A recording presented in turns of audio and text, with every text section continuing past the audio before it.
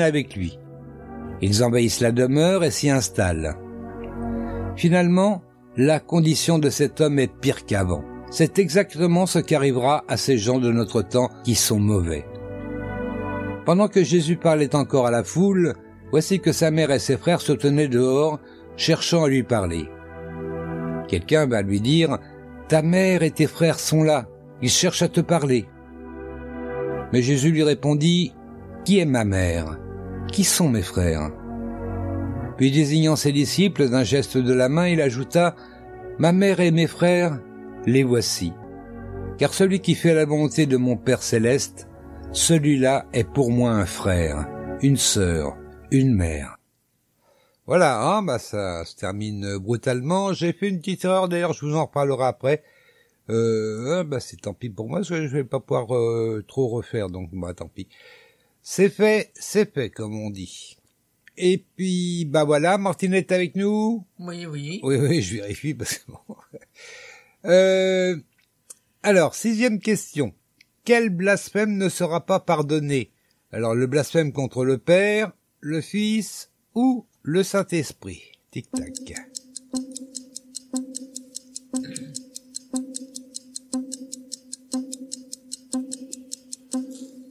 Le Saint-Esprit. Le Saint-Esprit, absolument.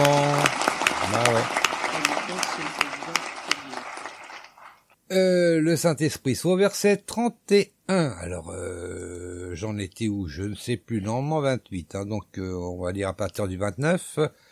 Ou encore, je rappelle, Matthieu 12, et on en est au verset 29. Ou encore, comment quelqu'un peut-il pénétrer dans la maison d'un homme fort et s'emparer de ses biens s'il n'a pas, tout d'abord, ligoté cet homme fort? C'est alors qu'il pillera la maison. Bah oui, c'est logique, ce que dit Jésus. C'est toujours logique, d'ailleurs, ce qu'il dit. Celui qui n'est pas avec moi est contre moi, et celui qui ne se joint pas à moi pour rassembler, disperse. Se joindre à Jésus, donc, pour rassembler, pas pour autre chose, celui qui se joint à moi pour rassembler. Il faut rassembler les chrétiens. Ce qui est pas évident actuellement. Moi, je dis ça encore, je dis rien, je vais encore me faire fâcher avec tout le monde. Oui, puis surtout avec moi. Mais bon, j'aime bien ce que dit Jésus, c'est tellement clair. Celui qui n'est pas avec moi est contre moi. Bon, ça c'est une chose. Ça, on le reprend, c'est vrai, on le reprend souvent. Je le vois un petit peu partout. Celui qui n'est pas avec moi est contre moi. Bon. Mais on oublie un petit peu ce qu'il y a après, et celui qui ne se joint pas à moi pour rassembler, disperse. On peut se joindre à Jésus, mais si c'est pour disperser, c'est un problème. Il y a beaucoup de gens comme ça. Oh là oui. C'est pourquoi je vous avertis, tout péché, tout blasphème sera pardonné aux hommes, mais pas le blasphème contre le Saint-Esprit. Alors, 7e question. À quoi reconnaît-on l'arbre? Je me semble que j'avais déjà posé cette question dans un autre, je sais pas, il me semble. Ça me dit quelque chose. À quoi reconnaît-on l'arbre? À ses feuilles, à son tronc ou à ses fruits? À quoi reconnaît-on l'arbre? À ses feuilles, à son tronc ou à ses fruits? Tic-tac. Oh, c'est facile la question. Oh ça enrhume la martinette. À ses fruits, et effectivement, tu l'as posé déjà. Il me semble, Allez, on applaudit. Voilà. Plus de voix, la martinette. Là, maintenant, son micro est marque, mais on n'a plus de voix. On n'a pas de chance, J'ai quelque chose qui s'est mis sur mon amygdale. La vilaine amygdale. Alors, c'est au verset 33. Donc, j'en étais au 31, 32. Alors, 32, 33. Si quelqu'un s'oppose au Fils de l'homme, il lui sera pardonné. Mais si quelqu'un s'oppose au Saint-Esprit, il ne recevra pas le pardon, ni dans la vie présente, ni dans le monde à venir. J'ai trouvé bien la différence, ni dans la vie présente, ni dans le monde à venir. Oui, j'ai trouvé ça très bien, moi. La tournure de phrase est intéressante. Et donc, verset 33, considérez ou bien que l'arbre est bon et que son fruit est bon, ou bien que l'arbre est mauvais et que son fruit est mauvais. Car c'est à son fruit que l'on reconnaît l'arbre. Oui. Je trouve que la phrase précédente est très actuelle. Ouais, aussi. C'est la vie présente. Enfin bon, bref. Oui. Sans plus de commentaires. Voilà. Les habitants de quelle ville nous condamneront? Jérusalem, Ninive ou Babylone? Les habitants de quelle ville nous condamneront? Jérusalem, Ninive ou Babylone? Tic-tac.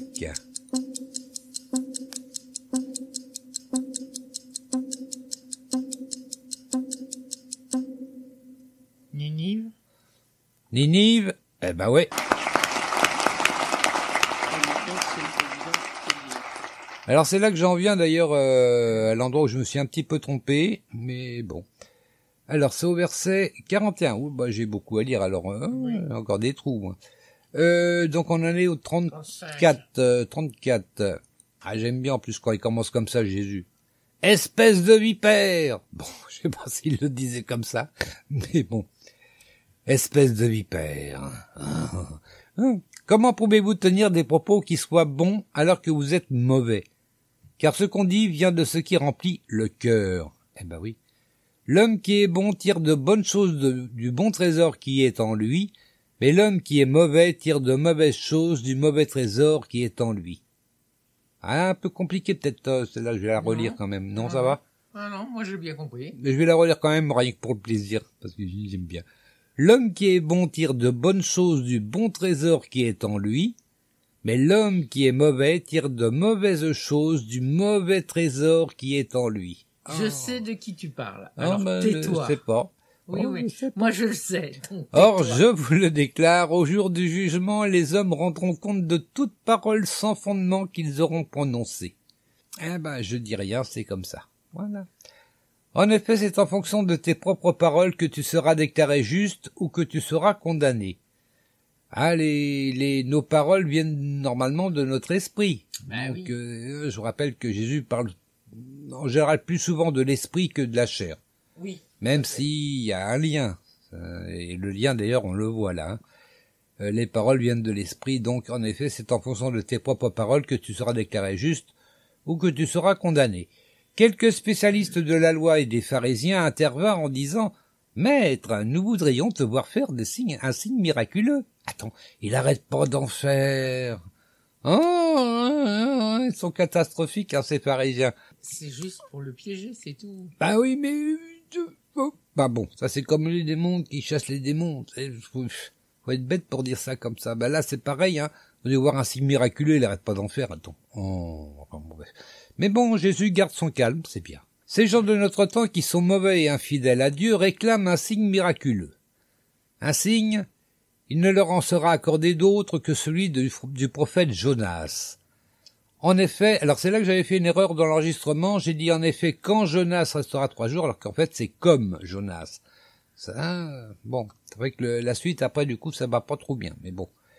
En effet, comme Jonas resta 3 jours et 3 nuits dans le ventre du poisson, ainsi le Fils de l'homme passera 3 jours et 3 nuits dans le sein de la terre. Au jour du jugement, et c'est bien ce qui s'est passé, hein, bon. Au jour du jugement, les habitants de Ninive se lèveront et condamneront les gens de notre temps, car eux, ils ont changé de vie en réponse à la prédication de Jonas. Or, il y a ici plus que Jonas. Bon, bah, je m'arrête là, puisque on va passer à la question suivante. Combien d'autres esprits va chercher l'esprit mauvais? Combien d'autres esprits va chercher l'esprit mauvais? Moi, j'y ai vu quelque chose, mais je vous en parlerai pas, parce que sinon je vais me faire... Bon, combien d'autres esprits va chercher l'esprit mauvais? 5, 6 ou 7? Allez, tic-tac. Combien d'autres esprits va chercher l'esprit mauvais? 5, 6 ou 7? Je dirais 5. Tu dirais 5? Non, je crois pas. Non, allez, mauvaise réponse. Ah non. Ça m'arrive. Ah bah oui, ça m'arrive. Ah bah ça m'arrive souvent, moi aussi. Alors non, c'est 7 en fait. Donc on va dire ça, c'est au verset 45. Bon, on va dire à partir du 42. Au jour du jugement, la reine du Midi se lèvera avec ces gens de notre temps, et elle les condamnera car elle est venue du bout du monde pour écouter l'enseignement plein de sagesse de Salomon. Or, il y a ici plus que Salomon. Lorsqu'un esprit mauvais est sorti de quelqu'un, il erre çà et là dans des lieux déserts, à la recherche d'un lieu de repos, et il n'en trouve pas. Il se dit alors, mieux vaut regagner la demeure que j'ai quittée. Et il y retourne donc, et la trouve vide, balayée et mise en ordre. Oh, c'est tout beau, tout neuf, tout propre. Oh, il est content. Alors, du coup, il va chercher 7 autres esprits encore plus méchants que lui et les ramène avec lui. Oh, ça m'appelle quelque chose tout ça. Ils envahissent la demeure et s'y installent. Oh, ça m'appelle quelque chose. Tais-toi. Finalement, la condition de cet homme est pire qu'avant. Bon, pas de commentaire. C'est exactement ce qui arrivera à ces gens de notre temps qui sont mauvais. Hein, je ne ferai pas de commentaire. Non. Voilà. No comment. Je ne dirai rien. Allez, la dernière question, je crois, ouais, c'est la 10e. Dans quel chapitre de Matthieu parle-t-on des sœurs de Jésus? Ah ben oui. Dans quel chapitre de Matthieu parle-t-on des sœurs de Jésus? Dans le chapitre 13, 15 ou 18? Alors, j'aurais pu rajouter le 12 aussi, mais bon. Hein, bah. Allez, tic-tac.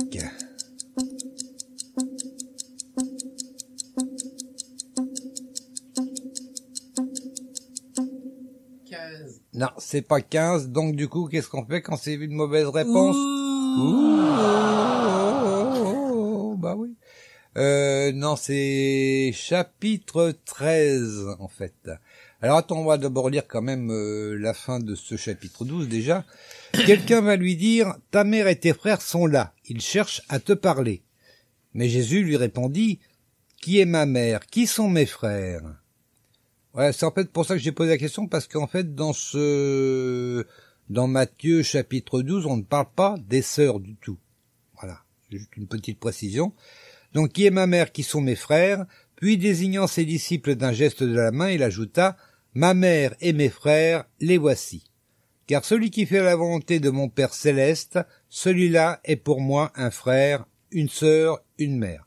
On dit une sœur, mais c'était pas dans l'esprit, hein. Là, apparemment, on dit que c'est la mère et les frères qui sont là, pas les sœurs. Et pourtant, donc, dans le chapitre 13 de Matthieu, donc c'est à partir du verset 55, non, je vais commencer au 54, s'étant rendu dans sa patrie, il enseignait dans la synagogue, de sorte que ceux qui l'entendirent étaient étonnés et disaient, d'où lui viennent cette sagesse et ces miracles? N'est-ce pas le fils du charpentier? N'est-ce pas Marie qui est sa mère? Jacques, Joseph, Simon et Jude ne sont-ils pas ses frères? Et ses sœurs ne sont-elles pas toutes parmi nous? Hein, par contre, on cite pas les sœurs, hein, on cite les frères, mais pas les sœurs. Oh, bah. C'est pas gentil. Oh, c'est pas gentil, ça. Hein, oh, Marlène Chapia. Non. Et ses sœurs ne sont-elles pas toutes parmi nous? D'où lui viennent donc toutes ces choses? Voilà, c'est donc Matthieu 13 et donc versets 55 et 56, parce que les sœurs, on en parle au verset 56. Voilà, et sur ce, les enfants, on a terminé Matthieu chapitre 12. Ouais, 50 versets quand même, hein, c'est passé aussi vite que 25 en fait. Tout à fait. Bah attends. Oh mais bon, enfin bref. Oui, c'est facile de lire la Bible quand même. Attendez, puis je trouve ça passionnant, moi. Je sais pas. Ou alors, enfin, c'est vrai que je rappelle régulièrement ça, mais c'est vrai qu'il faut lire dans une traduction que vous comprenez. Hein. Si c'est la Bible en français courant, c'est la Bible en français courant, si vous comprenez mieux. Là, nous, on lit dans la Bible Sommer, on la comprend bien, donc voilà. On lit dans la Bible Sommer. C'est vrai que moi, personnellement, dans la Louis II, j'ai du mal. Bon, c'est pas traduit tout à fait de la même façon. Les phrases ne sont pas tout à fait pareilles. Ça dit la même chose, mais pas dans le même sens, et du coup, j'ai du mal à comprendre ce qui est dit. Voilà. Moi, j'ai la Bible seconde en papier, et je ne comprends rien. Voilà, voilà. Donc, ne vous forcez pas. C'est pas parce que dans votre église on utilise la seconde qu'il faut à tout prix s'accrocher à la seconde. Hein. C'est pas un livre magique, la Bible non plus. Hein. Ah non. Donc, si dans la seconde vous voyez que vous comprenez mal, eh ben vous prenez une autre version. Vous prenez une autre traduction, et puis voilà. Et puis même, vous pouvez venir avec une autre traduction, même occulte, hein, c'est pas un problème. Hein, ça vous permettra de peut-être mieux comprendre ce que va dire votre pasteur, parce que bon. Des fois, les Bibles ne disent pas les mêmes phrases ou les mêmes mots ou non. Voilà, ou dans certaines Bibles, comme la français courant, c'est plus allongé, on va dire. C'est plus explicatif. Voilà. La Sommer un peu aussi, d'ailleurs. C'est des versets plus explicatifs. Alors peut-être que c'est moins fidèle